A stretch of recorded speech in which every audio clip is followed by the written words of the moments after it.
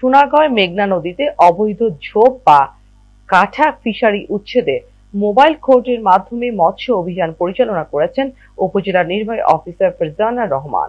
প্রতিনিধি লিটন বিশ্বাস জানান, রোববার দুপুরে সোনারগাঁও উপজেলার মেঘনা নদীতে এই অভিযান পরিচালনা করা হয়।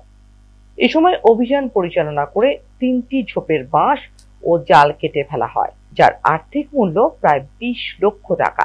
আরো 2টি ঝোপের বাঁশ কেটে ও কচুরিপানা সরিয়ে দেওয়া হয়।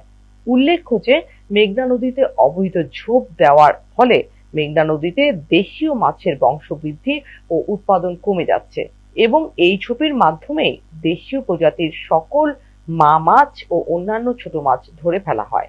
অভিযানকালে উপস্থিত ছিলেন সহকারী কমিশনার ভূমি মনজুরুল মোর্শেদ, সিনিয়র উপজেলা মৎস্য কর্মকর্তা মাহমুদা আক্তার সহ অন্যান্যরা। বৈদ্যের বাজার ও বারদি ইউনিয়নের জনপ্রতিনিধিবৃন্দ উপজেলা নির্বাহী অফিসারের কাছে সময় চেয়েছেন মেঘনা নদীতে বিদ্যমান সকল অবৈধ ঝোপ বা কাঁটা ফিশারি সরিয়ে ফেলার জন্য।